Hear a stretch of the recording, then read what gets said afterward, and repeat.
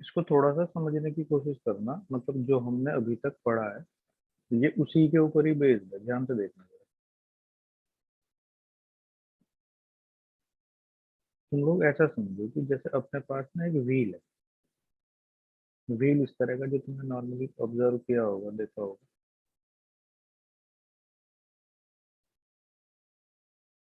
इस तरह का है।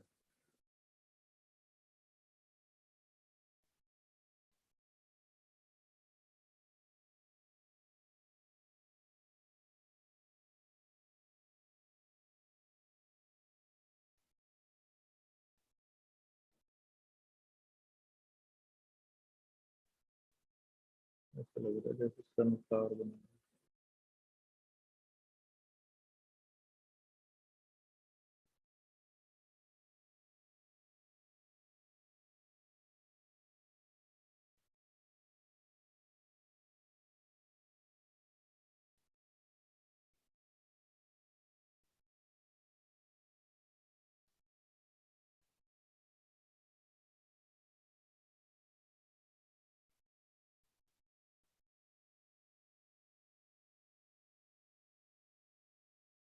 ये भी इस तरह का है।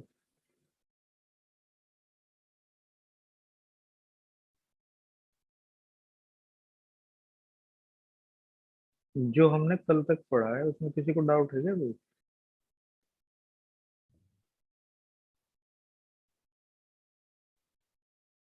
बोल दो भाई।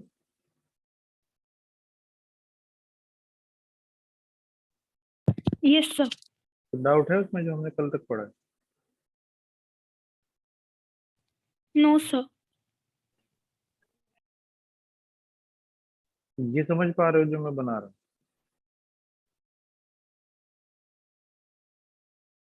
Yes sir. ये इस तरह से समझो जैसे तुमने साइकिल देखी होगी ना, साइकिल का जो रेयर व्हील होता है, तो उसके ऊपर एक इसी तरह का मैकेनिज्म यूज होता है जिसके ऊपर चेन चलती है।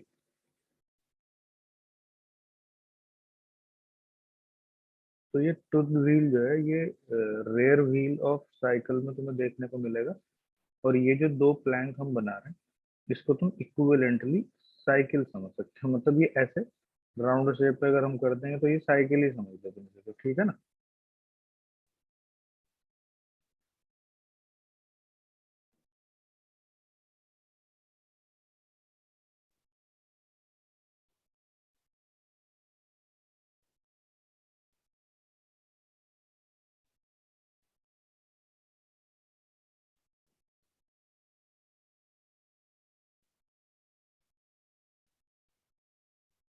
थोड़ा जल्दी से। अब तुम इसमें ये देखो कि अगर तो ये व्हील जो है ये आगे की तरफ जा रहा है, इसकी वेलोसिटी है वी नॉट, और ये इधर को घूम रहा है, इसकी वेलोसिटी है ओमेगा। अब तुम ये चेक करो कि अगर ये इस तरफ जा रहा है वी वन वेलोसिटी से, और ये इधर की तरफ जा रहा है वी टू वेलोसिटी। एक्चुअली में कल जो हमने सिस्टम बनाया था अगर तुम्हें याद हो, तो अगर तुम उसमें एटॉमिक लेवल पे उसको देखोगे ना, तो एटॉमिक लेवल पे जो फ्रिक्शन है वो इसी तरह की बॉन्डिंग बनाता है। बस वो बॉन्डिंग यहाँ थोड़ी हमने मेटेलिक टूथ बना के उसको स्ट्रॉन्ग कर दी। Yes sir. मतलब अगर तुम उसको माइक्रोस्कोप से देखोगे कि एक व्हील है वो एक फ्लैट सरफेस पे रखा है, तो यहाँ पे भी वो सरफेस जो होती है ना वो इसी तरह की होती है, थोड़ी रफ सी, तो उसमें भी इसी तरह के जॉज और टूथ्स वगैरह बने रहते हैं जिनमें यह एक दूसरे में फिक्स रहते हैं। तो अब तुम ये देखो कि अगर मैं ये एक पॉइंट मान लेता हूँ ऊपर की तरफ, थोड़ा कलर चेंज कर लो इसका। ऊपर की तरफ एक पॉइंट है ये ए, और नीचे की तरफ ये पॉइंट है बी। एक्चुअली में ये ए और बी पॉइंट जो है ये व्हील के ऊपर है, ठीक? तो अगर ये व्हील के ऊपर है तो फिर अब तुम ये देखो कि जो पॉइंट ए है उसकी वेलोसिटी, अगर किसी को डाउट हो तो मुझे बता देना। V naught due to translatory motion, और R omega naught due to rotational motion आगे की तरफ।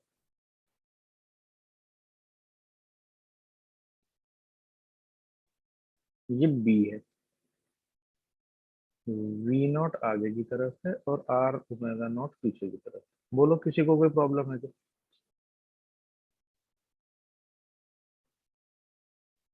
हम्म।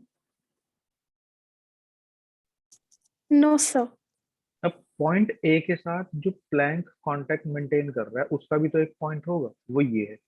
मान लो ये यहाँ पे है ए डैश, इसकी वेलोसिटी हम आगे की तरफ मार्क कर रहे हैं v1। तो तुम मुझे ये बताओ जरा पहले, तो इसकी ये b के साथ कांटेक्ट बना रहा है b डैश, ये पीछे जा रहा है, ये प्लैंक के ऊपर है, इसकी वेलोसिटी v2।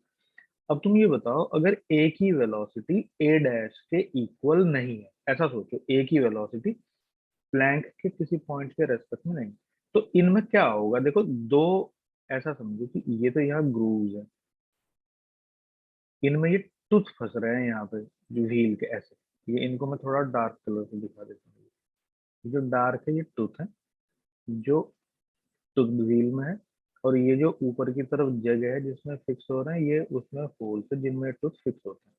तो तुम ये बताओ कि अगर या तो इसकी जो ऊपर की तरफ प्लैंक है, इसकी वेलोसिटी तेज हो जाए, व्हील की स्लो हो जाए आगे की तरफ, तो क्या होगा? और या व्हील की तेज हो जाए, इसकी स्लो हो जाए, तो इमेजिन करो होगा क्या?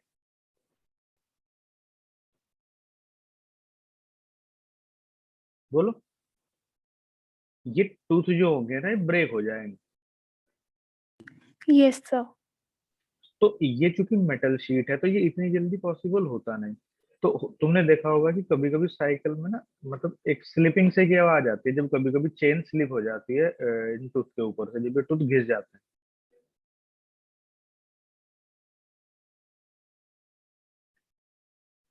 तो जो रफ सरफेस होती है उनमें फ्रिक्शन की वजह से ये क्वालिटी मेंटेन करके रखी जाती है। तो यहाँ देखो, अगर इन दोनों के बीच में स्लिपिंग नहीं है, तो ए को ए डैश की वेलोसिटी के इक्वल चलना पड़ेगा। अब ए की वेलोसिटी कितनी है? V naught plus R omega equal to वी1। अगर इनकी वेलोसिटीज आपस में इक्वल नहीं होती, तो ए और ए डैश फिर आपस में एक दूसरे से आगे पीछे चलने लगेंगे। अगर इनमें से, देखो इन टूथ को इसके अंदर फंसा के इसको आगे खींच दो, तो ये टूथ टूट जाएंगे, पीछे खींच दो तब भी टूथ टूट जाएंगे। ये बात समझ गए ना?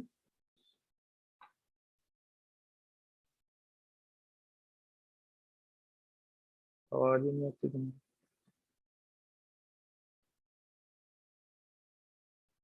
सिद्धांत,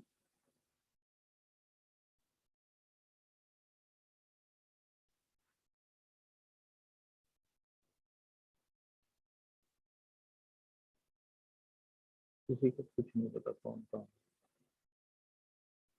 हेलो। Yes, sir.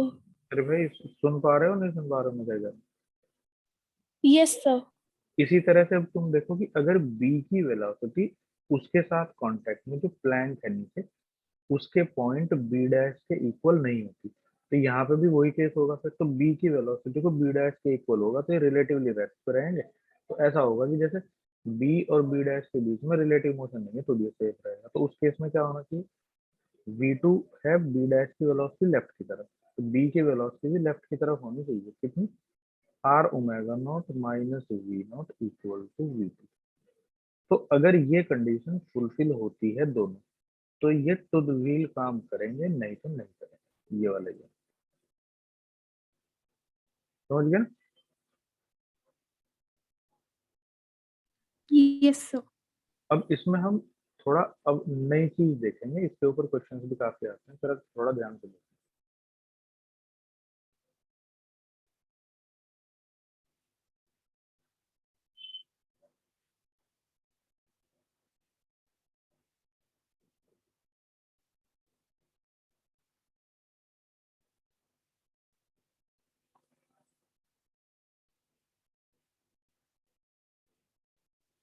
इसमें नेक्स्ट केस है ये body rolling down an inclined plane. एक बॉडी रोल कर रही है डाउन एन इंक्लाइंड प्लेन, ठीक है ना? देखो किस तरह का केस है, जरा इसको थोड़ा ध्यान से समझने की कोशिश करना है, काफी इंपॉर्टेंट डिस्कशन है।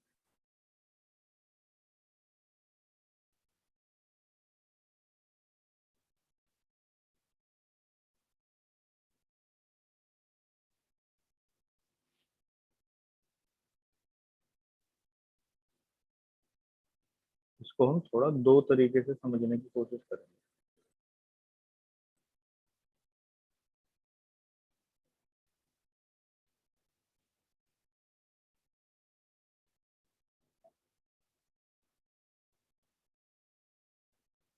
देखो m मास की कोई एक स्फेरिकल बॉडी है, जो हमने यहाँ से h हाइट के किसी एक ट्रायंगुलर प्लेन के ऊपर हमने इसको रख के यहाँ छोड़ दिया। ये डिस्टेंस, ये एंगल सपोज कीजिएगा थीटा है, और बस अभी फिलहाल इतना ही देखो। तुम लोग एक बार थोड़ा इमेजिन करो जो मैं तुम्हें कह रहा हूँ। ये समझो कि अगर तो ये सरफेस जो है ये स्मूथ सरफेस है। मेरी आवाज आ रही है ना सबको?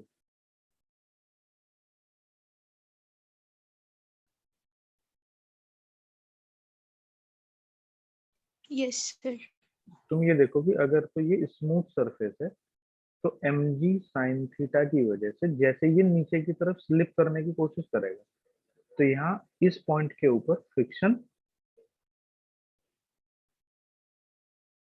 नहीं होगा, क्योंकि स्मूथ सरफेस।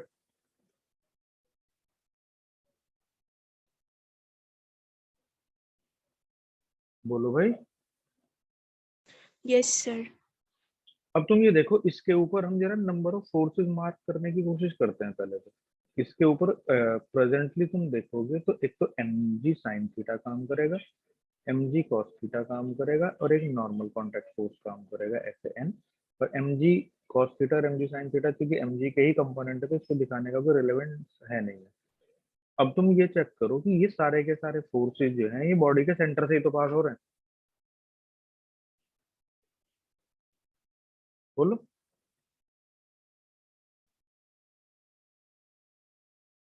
Yes, sir. तो अगर ये बॉडी के सेंटर से पास हो रहे हैं, तो due to all the forces acting on the body, net torque about centre of mass of spherical body कितना है? Zero.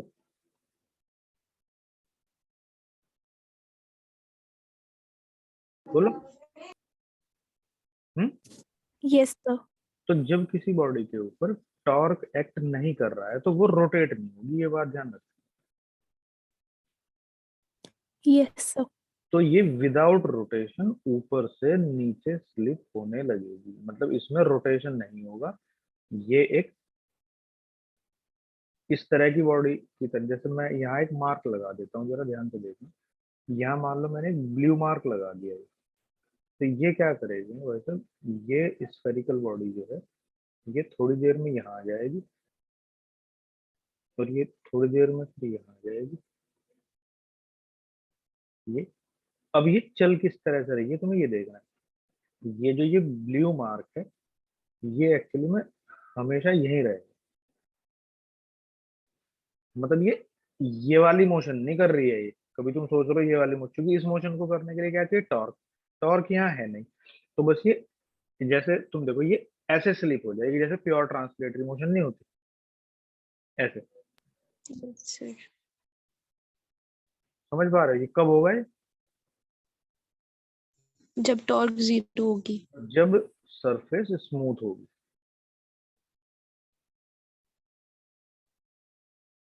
When surface is smooth. अब इसमें अगर हम आगे की तरफ चलें,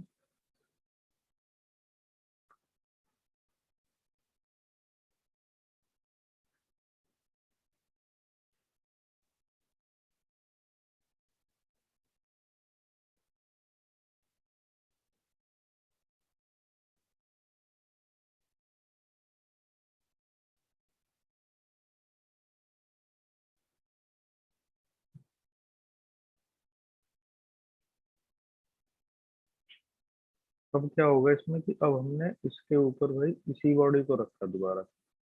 अब यहाँ पर ये रफ सरफेस है एक्चुअली।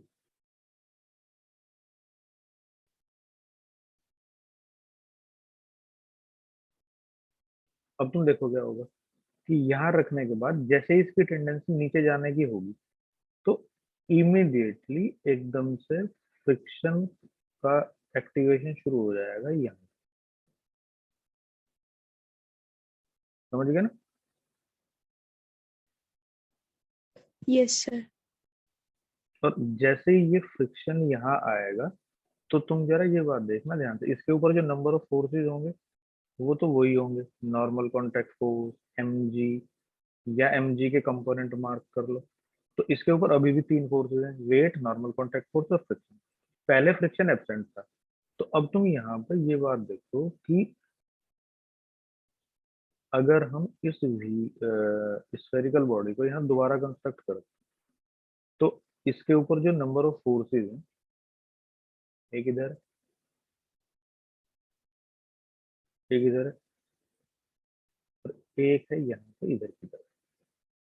तो इसमें से अगर तुम्हें दिख रहा हो, ये जो मैं तुम्हें अभी बना के दिखा रहा हूँ कि इस सेंटर ऑफ मास के अबाउट एन का टॉर्क जीरो है, mg का टॉर्क जीरो है, पर फोर्स की लाइन के ऊपर परपेंडिकुलर है रेडियस। तो इस फ्रिक्शन से टॉर्क मिलेगा या नहीं मिलेगा? Yes, sir. तो फ्रिक्शन प्रोवाइड्स टॉर्क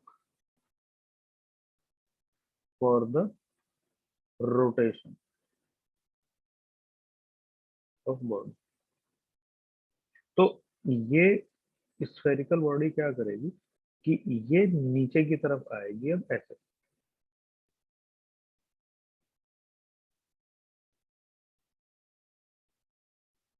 अगर मैं इसके ऊपर कोई एक थोड़ा मार्किंग कर दूं, जैसे यहाँ पे मैं अगर इसमें एक डॉट लगा दूं, तो थोड़ी देर बाद ये ब्लू डॉट तुम देखना तुम्हें यहाँ पे दिखेगा, और थोड़ी देर बाद ये फिर तुम्हें यहाँ पे दिखेगा। तो ये बेसिकली क्या बता रहा है कि ये इस तरफ को घूमते हुए नीचे आ रहा है।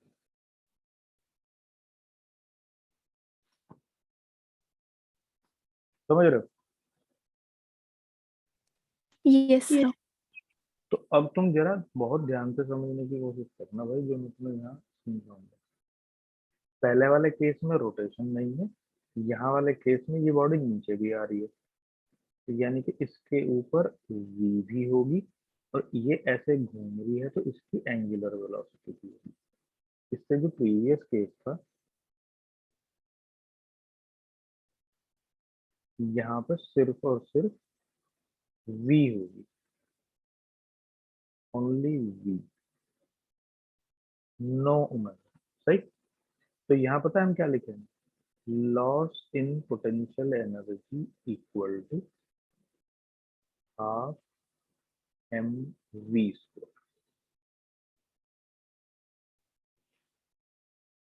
बोलो, अगर मैं इस डिस्टेंस Yes, sir. को, स्लैंट हाइट को x मान लेता हूँ यहाँ पे, तो यहाँ h इक्वल टू हो जाएगा x साइन थीटा। यहाँ पे भी फिर मैं इसे देख लेता हूँ जरा इसको, यहाँ पे ये x है,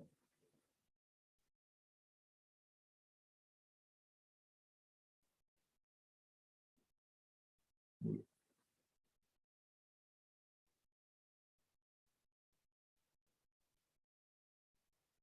अब यहाँ पे तुम जो मैं लिख रहा हूँ जरा थोड़ा सा इसको ध्यान से देखने की कोशिश करो। यहाँ पे हम जब ये ऊपर से ब्लॉक नीचे आएगा तो mgh is the loss of potential energy, it is converted to translational energy plus half I omega square. यहाँ ये दोनों में जाएगी। बोलो, Yes, sir. अब तुम्हें यहाँ पे एक चीज देखने की बात है कि इफ देयर इज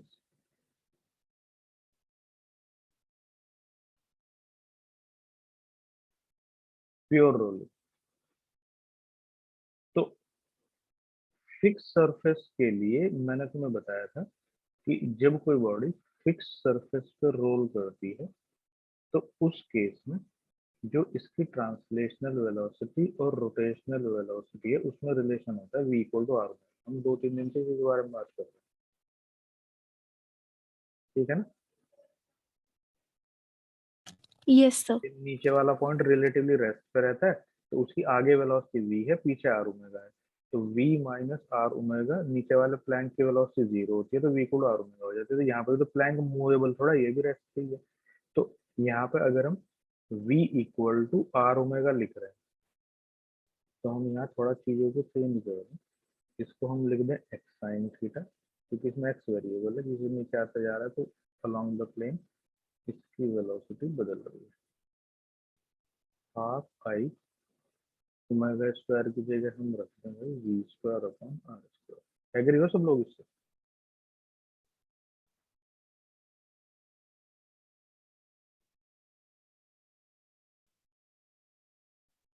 अब हम इसे डिफरेंशिएट कर दें विद रेस्पेक्ट टू टाइम।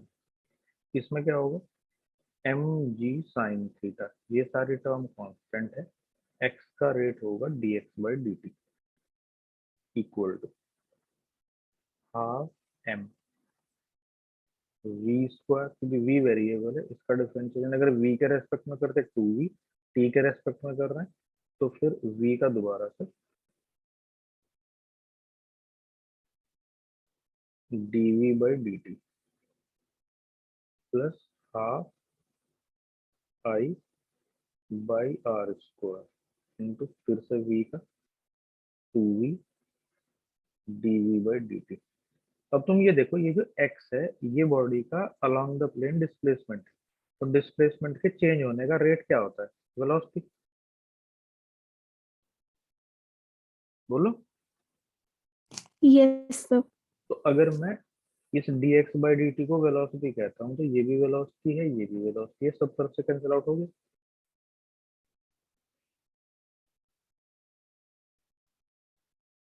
तो तुम ये देखो, यहाँ पे जो ये बचेगा, क्या यहाँ पे ये नहीं बचता है, M plus I by R square into D V by D T, ये कॉमन है। अगर किसी को कोई प्रॉब्लम हो तो मुझसे पूछ सकता है वो, तो बाद में मैं कहना भी समझ। ये टू से ये टू कट गया, इस टू से टू कैंसिल हो गया, यहाँ से D V by D T common हो गया, तो M plus I by R square. Agree हो ना इस बात से? Yes, sir.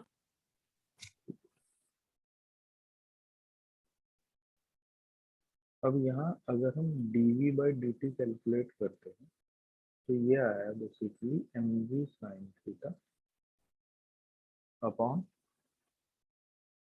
M plus I by R square. अब देखो भाई बहुत ध्यान से, ये जो ये है, ये एक्चुअली में along the inclined plane velocity के चेंज होने का rate, acceleration of rolling body along the plane. तो यहाँ तुम एक चीज देख पा रहे हो कि नीचे जो बॉडी रोल कर रही है उसका जो एक्सेलरेशन है वो मोमेंट ऑफ इनर्शिया के ऊपर डिपेंडेंट है।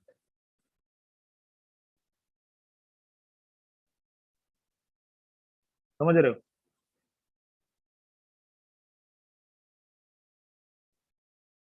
और जो मोमेंट ऑफ इनर्शिया है वो शेप के ऊपर डिपेंडेंट है। Yes, sir. तो अब तुम ये देखो कि अगर हम यहाँ से एक ही इंक्लाइंड प्लेन के ऊपर अलग अलग शेप की, मान लो ये कोई थ्री डायमेंशनल फिगर है, इस पे तुम यहाँ अलग अलग शेप की, मतलब कोई रिंग है, कोई डिस्क है भाई ऐसे, कोई स्फीयर है, तो इनको सबको छोड़ रहे हो, तो ये ध्यान रखना इन सब का अलोंग द प्लेन एक्सेलरेशन अलग अलग होगा। ठीक है?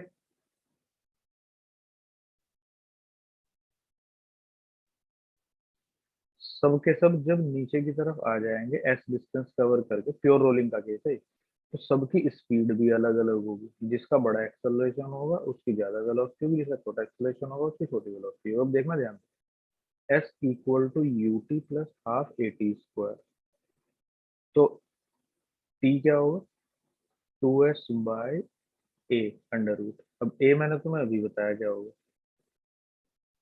जी sine theta upon mg sin theta upon m plus I by R square.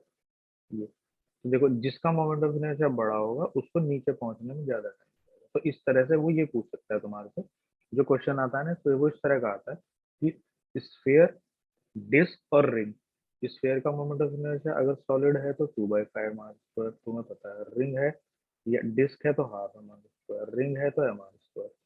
अगर ये तीन चीजें उसने किसी एक इंक्लाइन प्लेन के टॉप से रिलीज कर दी नीचे जाने, तो वो तुम्हारे से ये पूछ लेगा कि कौन सी जल्दी पहुंचेगी। तो यहाँ पे देखो जरा ध्यान से, जिसका एक्सेलरेशन कम होगा वो जल्दी पहुंचेगी, सॉरी, जिसका एक्सेलरेशन ज्यादा होगा वो जल्दी पहुंचेगी। ठीक है ना, बोलो। Yes, sir. एस होगा यूटी, चूंकि सारे के सारे रेस्ट से स्टार्ट कर रहे हैं, plus half A T square. अब ठीक, तो टी कितना होगा, 2s/a। यहाँ देखो, जिसका एक्सेलरेशन ज्यादा होगा उसको पहुंचने में कम टाइम लगेगा। ठीक है ना। Yes, sir. अब एक्सेलरेशन किसका ज्यादा होगा, यहाँ देखो, जिसका मोमेंट ऑफ इनर्शिया कम है।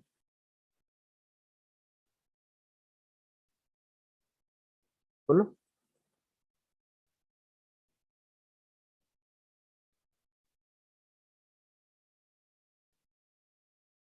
अरे आवाज नहीं आ रही, मैं क्या कर रहा हूँ। आ रही है sir. तो इसमें वो ये भी पूछ सकता है कि कौन सी बॉडी कब पहुंचे, मतलब इनका टाइमिंग पूछ लेगा, T1 T2 T3, तो उसमें ऑर्डर पूछ लेगा, T1 greater than T2 greater than T3, इस तरह से देख लोगे करके।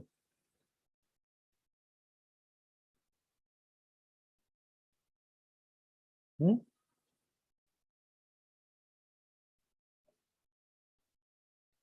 हेलो।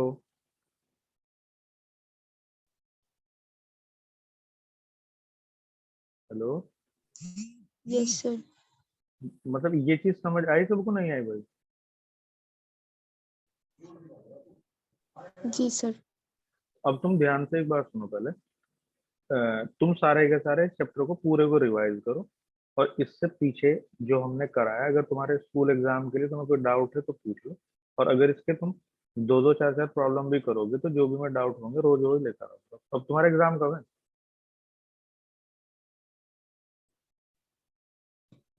20 दिसंबर के पास है.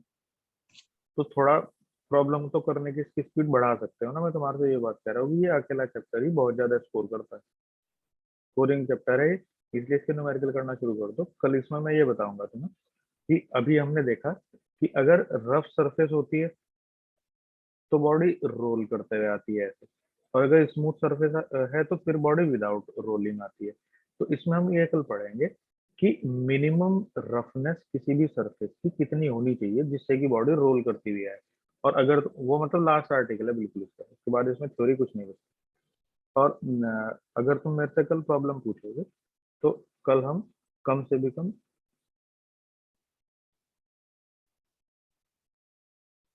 प्रॉब्लम्स भी डिस्कस करेंगे भाई, 0 से 20 तक। तो हो सकता है तो तुम करके लेकर, ओके सर. ठीक है, इनके डाउट्स लेंगे 0 से 20 तक की प्रॉब्लम के, तो तुम प्रॉब्लम करके लेके आना याद से। और इस चैप्टर की पूरी थ्योरी को एक एक ठीक से समझ लेना, नहीं तो तुम्हें दिक्कत हो जाएगी।